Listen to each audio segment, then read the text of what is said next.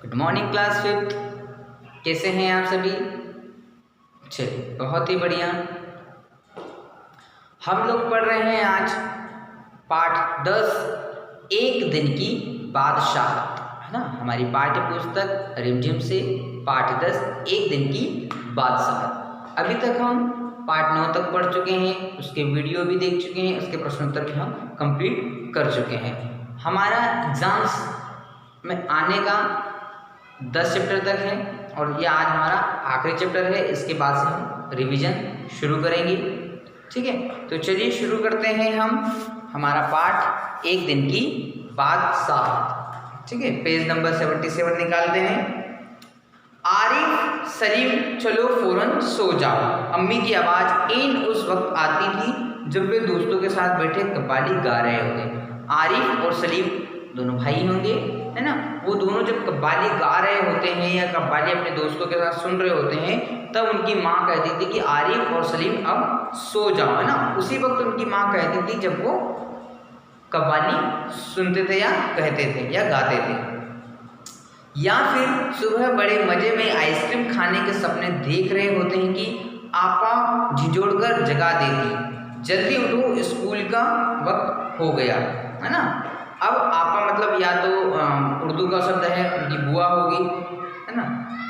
तो वो कहते हैं कि या फिर सुबह बड़े मज़े से आइसक्रीम खाने के सपने देख रहे होते हैं कि आपा झिझोड़कर जगा देती, जल्दी उठो स्कूल का वक्त हो गया।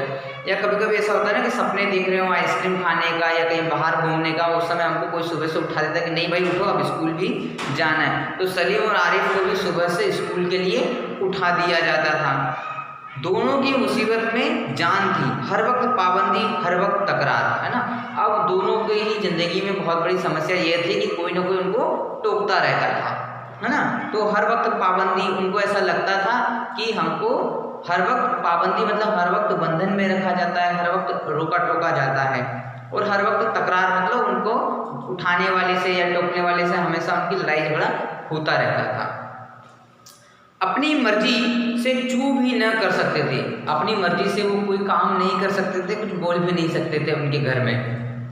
कभी आरिफ को गाने का मूड आता तो भाईजान डांटते, चुप होता है या नहीं। कभी कभी ऐसा होता कि आरिफ को गाने का मन होता था तो वो उसका भाई उसको डांट देता कि चुप हो जाए, यहाँ अभी गाने का समय नहीं है। हो सकता है आरिफ का भाई कुछ काम कर रहा हो तो उसको डिस्टर्ब होता होगा घर में, तो वो गाना भी गाना चाहता था लेकिन उसको गाने नहीं दिया जाता था। हर वक्त मेंढक की टर्राया जाता है ना। उसका भाई उसको ताने मारता था कि हर वक्त मेंढक की तरह टर्राया जाता है, गाना वाना कुछ आता नहीं है और गाते रहता है ना। मतलब उसको टोक दिया जाता था, काम करने से पहले उसको टोक दिया जाता था, उसको रोक दिया जाता था, काम भी नहीं करने देते। मतलब उसको गाना गाने का मन होता था वो नहीं कर पाता था, है ना। कभी वो कव्वाली सुनने का मन होता था वो नहीं कर पाता था। उसको आइसक्रीम खाने के सपने देखना होता था तो वो भी सपने भी तोड़ दिए जाते थे। तो उसके साथ इस तरह की समस्याएं बनी रहती थी।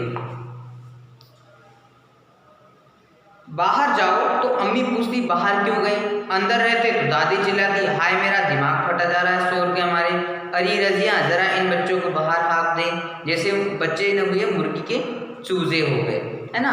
अब वो कहता है कि यार गाना गाओ तो भाई चिल्लाता है, बाहर जाओ तो मम्मी चिल्लाती है, अंदर बैठे रहो तो दादी चिल्लाती है। मतलब घर में कोई ना कोई चिल्लाने वाला तो मिलेगा ही मिलेगा, है ना। कि बाहर अंदर बैठ कर के गाना नहीं गा सकते, गाना गाओ तो भाई चिल्लाता है, बाहर थोड़ा टहलने जाओ तो माँ चिल्लाती है कि बाहर क्यों जा रहे हो, बाहर क्या है, बाहर कोरोना है, क्यों जा रहे हो, है ना। तो आरिफ को इस तरह से चिल्लाया जाता था।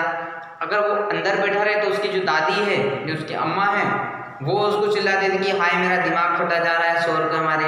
क्योंकि बच्चे जब घर में होते तो शोर तो करते ही हैं, मस्ती तो करते हैं, है ना। तो दादी को आराम करने का समय था उनका, तो वो उनको डिस्टर्ब होता था, तो वो यही कहते थे कि हाय ये बच्चे मेरा दिमाग फाड़ देंगे। अरे रजिया ज़रा इन बच्चों को बाहर हाँक दे। अब रजिया हो सकता है कि आरिफ की माँ का नाम रजिया हो, तो वो कहती है कि अरे रजिया ज़रा इन बच्चों को बाहर हाँक दे, मतलब बाहर भेज दे, जैसे बच्चे न हुए मुर्गी के चूजे हो गए, है ना। अब वो कह रहा है कि हम बच्चे न होकर के मुर्गी के चूजे हो गए, जो उनको कभी भी इधर से उधर घुमाते रहते हैं ना। मुर्गी के चूजे को क्या होता है कि जब वो अंदर आते हैं तो उनको बाहर धका देते हैं, बाहर जब जाते हैं तो फिर उनको पिंजरे में बंद कर देते हैं। तो ऐसे ही मुर्गी के बच्चों के जैसा उनका जीवन हो चुका था, उनको अंदर बाहर ही करते रहे। दोनों घंटों बैठकर इन पाबंदियों से बच निकलने की तरकीबें सोचा करते थे। आरिफ और सलीम दोनों ही बैठकर सोचते थे कि यार घर में जो अपने लिए पाबंदियां हैं, घर में जो अपने को रोका टोका जाता है, उसके लिए कोई ना कोई तो सॉल्यूशन चाहिए भाई। उन दोनों से तो सारे घर की दुश्मनी हो गई थी, है ना।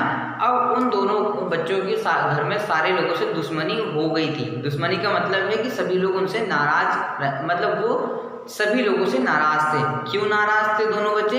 क्योंकि उनको रोका टोका जाता था, ठीक है, उनकी बात सुनी नहीं जाती थी, उनकी इच्छाएं पूरी नहीं हो पाती थी, तो वे नाराज थे सभी घर वालों से। तो उसको वो कह रहे हैं कि सभी घर वालों से, सभी परिवार वालों से उनकी दुश्मनी हो गई थी, ऐसा वो बोल रहे हैं।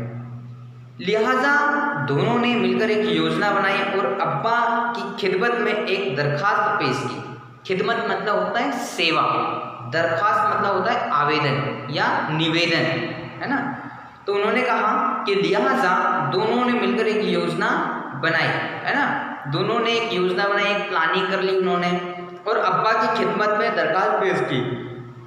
उन्होंने अपने पिता के सामने एक निवेदन किया, एक दिन उन्हें बड़ों के सारे अधिकार दे दिए जाएं और सब बड़े छोटे बन जाएं। अब उन्होंने क्या कहा कि अब्बा एक दिन के लिए हमें बड़ा बना दो और घर के सारे लोगों को छोटा बना दो, है ना, कि हम घर में सबसे बड़े होंगे और सारे घर वाले हमसे छोटे होंगे, ठीक है। ये उन्होंने अब्बा के सामने दरखास्त की, अब्बा के सामने निवेदन किया कि अब्बा एक दिन के लिए हमें घर में सबसे बड़ा बना दो, है ना, घर के सारे लोग हमारा कहना माने, इस तरह से हमें बना दो, कोई ज़रूरत नहीं है उधम मचाने की, है ना। अब अम्मी ने डांटते हुए कहा, है ना, अम्मी ने अपनी आदत के अनुसार डांट पिलाई, मतलब जैसे ही वो अपने अब्बा से ऐसा निवेदन कर रहे थे कि अब्बा एक दिन के लिए हमको घर में सबसे बड़ा बना दो, तो क्या होता है कि मम्मी ने दूर से चिल्लाई, कोई ज़रूरत नहीं है डांट, कोई ज़रूरत नहीं है घर में उधम मचाने की, है ना।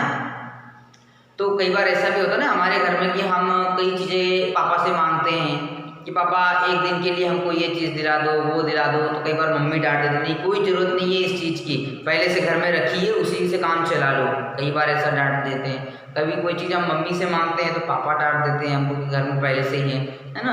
कई बार होता है कि नई ड्रेस भी चाहिए होती है हमको, हम ड्रेस मांग रहे हैं तो बोल देते हैं, मम्मी बोल देते हैं कि नहीं पहले से इतने सारे कपड़े रखे हैं, अलमारी पूरी भरी पड़ी है ना, वो कपड़े तो पहले चला लो उसके बाद दूसरे लेंगे। कई बार ऐसा हमारे घर में डांट दिया जाता है, मेरे को भी बहुत डांट पड़ी है ना, तो ऐसा होता है। तो कोई ज़रूरत नहीं है उधम मचाने की, अम्मी ने अपनी आदत के अनुसार डांट पिलाई।